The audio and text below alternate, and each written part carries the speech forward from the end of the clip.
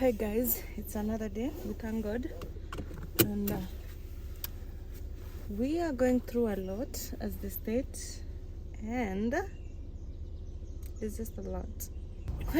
Kenya is really traumatizing, like the fact that we are Kenyans and we have to go through so much.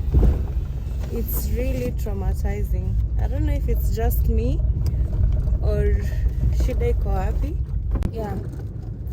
So right now what's really stressing is the fact that schools are burning. Well, the government is really doing pathetic, especially in ensuring that schools have safety measures in occasions where there are fire or just maybe some form of dangers.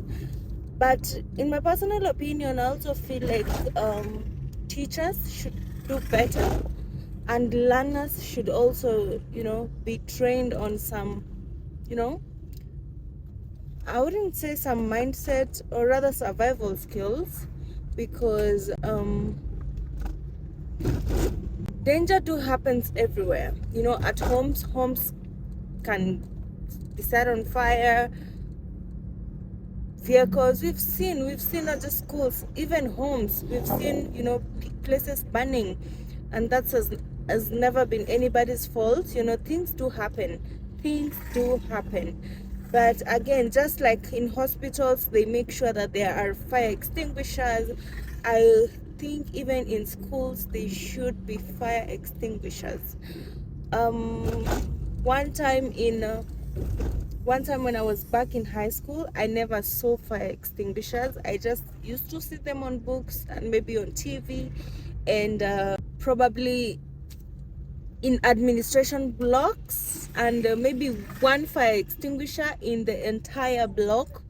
So maybe you'd find one single block would have 10 classrooms, and it's just one fire extinguisher. And in the dormitory, I never saw any fire extinguisher. That is back in my high school. Well, I went to 2 high schools, and both high schools, I never saw fire extinguishers, especially in the dormitories. And that is one. So that is poor safety measures that teachers and administration in schools, as well as the government, are ignoring. Another thing is ignorance. In most cases, you'd find that learners burn schools. In most cases, you'd find it's not even accident. It's not maybe someone was smoking or there was a flammable fuel nearby. It's just literally the learners burning down the school. So, and they don't just burn the school from nowhere. Either they want some changes made, or something has been introduced in the school that they don't agree with.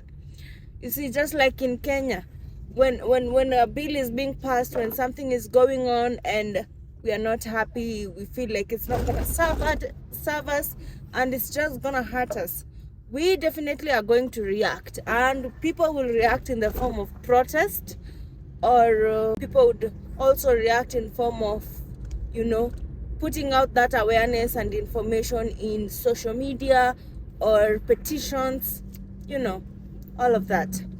So when it comes to learners, they can fail to know how to communicate. Sometimes, I'm telling you, I'm saying this as I'm imagining myself when I was in high school. I'm imagining myself when I was in high school, how I used to think, how I used to approach things. Now I'm going back and putting myself in the position of what is currently going on. So you would find that there is an issue. Let's say an issue such as, learners being unhappy with with a change in diet. Maybe they feel like they are tired of cabbage and ugali, or tired of cabbage and sukuma wiki, and they would want a change in that. Or maybe they've heard that in some school people eat nyama, people eat kuku, people eat fruits, and they do not experience that. So sometimes you find that when they want some form of reformation or changes to be made in school, they don't know how best to communicate it. Or they do communicate it, but the school administration ignores it. Yeah, because like I said again, I'm trying to go back in my days when I was in high school. I'm trying to imagine the situations there, the conditions there, and how do I raise my complaints? Do I go to my class teacher? Oh, teacher, tumekula sukuma sana na cabbage, and we need some nyama. And then maybe in the teacher's opinion, they're like, we don't have resources, we don't have this, we don't have that. So sometimes it's not the teacher's fault as well, it's the administration fault. And sometimes it's not the administration fault as well, it is the government's fault. When not enough resources are allocated to school, the administration starts to strain. And that is how learners sometimes fail to understand. And as learners, they don't understand the causes of some discomfort.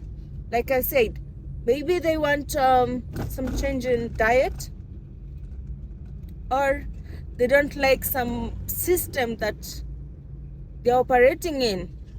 Maybe the time they wake up in, the time they go to bed, how water is available, how food is served to them, how they are asked to do a certain thing, the kind of punishments they receive. Some of them will definitely disagree. So, and if there is no proper communication between the learners and the students, definitely there will be that kind of friction. And now the learners will be, now we have presented our concerns to the class teacher, to the deputy, to the principal. No one seems to be taking action. So definitely we are going to have to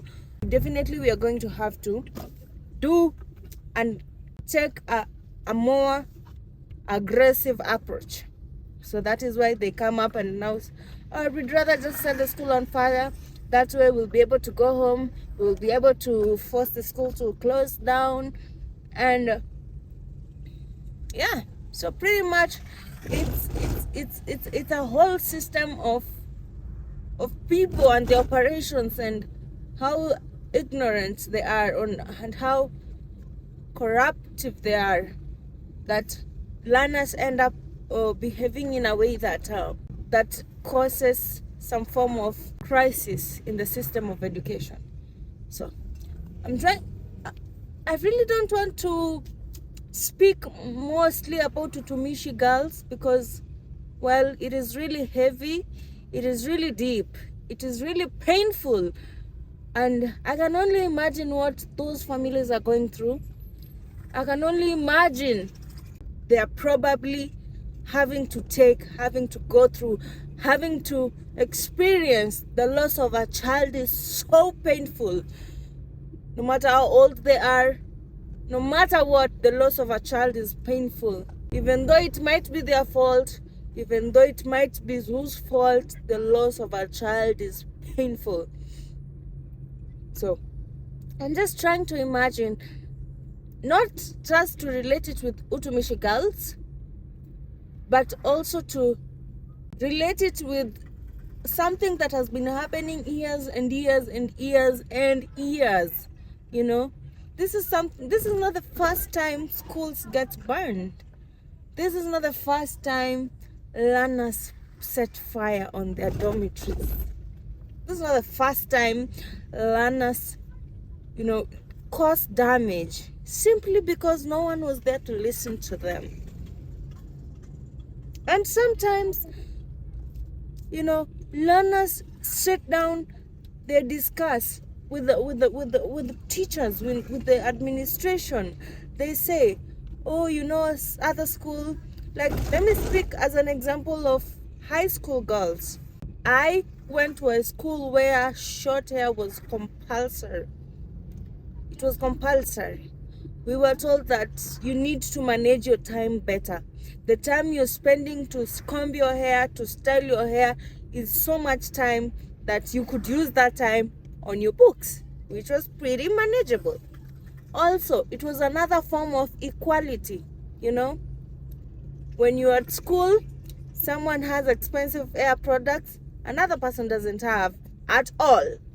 So you find that there is form of competition and form of comparison which interferes with how learners perceive themselves, and which also impacts on how they approach their studies. Because of course, girls, women, even when we are young, there's that aspect of wanting to be beautiful, and if you're given the chance to explore that at school, some learners tend to exploit that chance.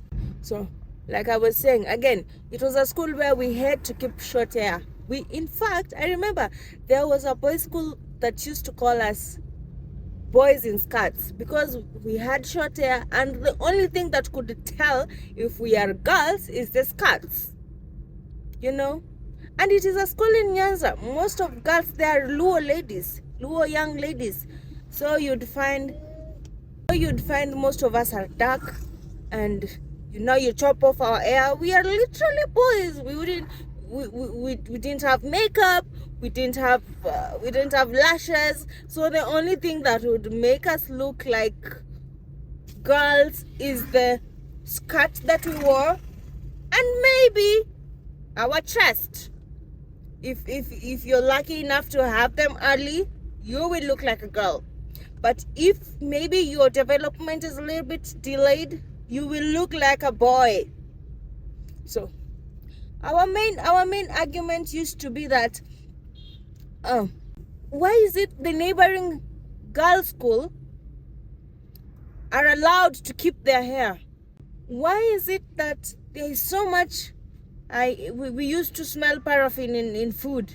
We used to smell it, and I was stupid. I just thought that maybe in the process of cooking they use kerosene. Now I've heard it that they use it to do something to the girl's body. I wanted to tone down a little bit of whatever. I don't want to say it because that's not the topic. But yes, so you find when we raise these complaints as learners, and then the teachers also have a proper reason of not letting us keep the hair, and we also have a proper reason of wanting to keep those hair, and so there is a little bit of differences in terms of perspective on how studies are being approached. Now, if the teachers don't get to convince the learners why it is important to keep the short hair, yet the other neighboring girls' school are allowed to keep hair and they're equally performing. Actually, that school used to perform better. It used to perform better than us who are forced to keep short hair. Do you understand? So, in our point, it really never used to make sense. And so I feel like that is the main issue. There's some form of miscommunication and misunderstanding between the school's administration and the students. And when the learners don't get clarity, when they don't see, when they raise concerns and no one is attending to those concerns, when they raise concerns and no one is attending to give them some form of feedback, they will definitely have to get an aggressive approach to making sure the concern gets home, to making sure that that concern is well received by the administration. So, that being said, number one measure that I feel the school would use to prevent all of this, schools burning down, it's obvious. For me, I feel like it's obvious. It's the learners who are burning the school down. Yes. In high school, I remember we thought of that a million times. Maybe we didn't get the matchbox to start the fire, or we just didn't get the access on how to start a fire. But trust me, it is clear for me. I am pretty sure it is the learner starting the fire. So and it's usually out of no reason. It's usually, we raised a concern as learners. We told our class teacher, we told the head girl to forward it to the administration. We also usually before that there's a concern raised. So, and it's probably ignored or not attended to or whatsoever, just administration being administration.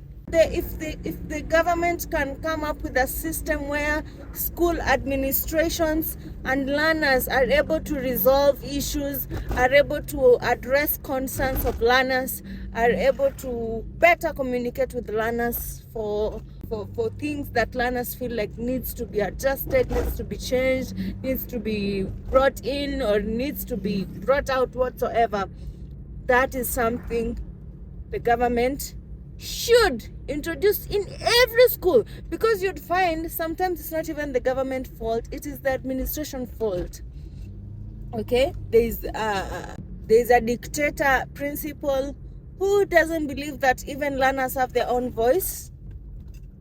So in that case, no matter how much the learners communicate peacefully, decently, they will still never be attended to.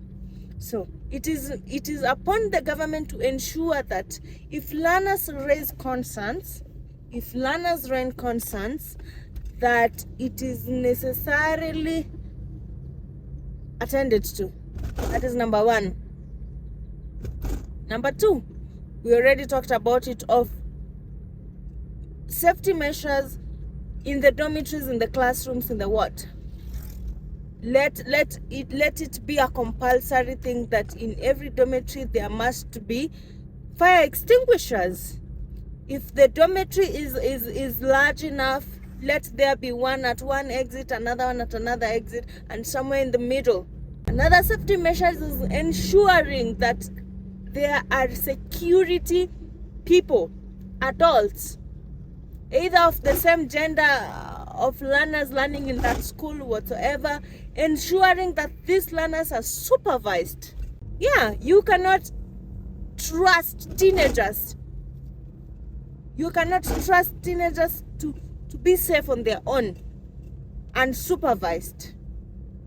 I'm telling you that, number one, as a teacher, and number two, as someone who has gone through high school. When teacher is not there to observe me, I will not do the assignment. You hear me? When the teacher is not there to make sure that I do things on time, I'm not going to do it on time.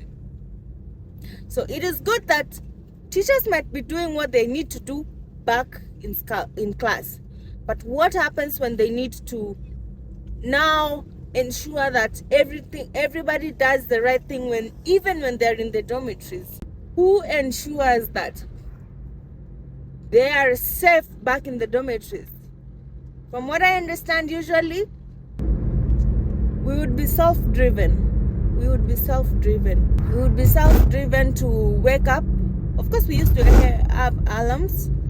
It was automated alarms. We would know that alarm is for bedtime, that alarm is for waking up. Yeah, we were pretty much self-driven, but times have changed. We have seen Gen Zs, we have seen Gen Alpha. They are totally different from who we used to be.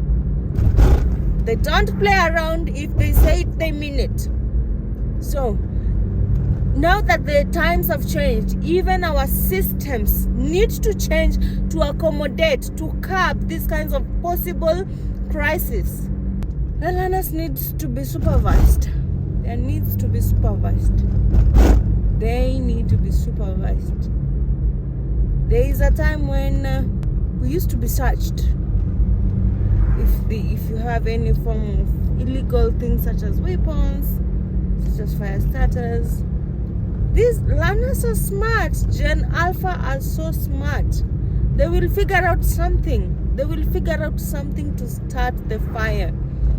So if they are not supervised, if you give them the space to do what they want, they will do what they want. And that is probably starting fire, especially when they were not heard, when they had to complain about something. So the government should stop sleeping on what they're supposed to do and start doing what they're supposed to do. This goes to administration. Above all, our hearts are with the families that lost their daughters from the Utumishi Girls High School fire. And I think as a nation we should unite and come up with something to send help and support to those families. As a nation, we should come up with something just to send help and support to those families, to send a word of encouragement to them and to stand with them in this difficult time. It is not easy to lose a child. I am a mother. I understand. My son, when he has Homa, I go crazy. I get so worried. Now imagine when something would happen to him, something like that.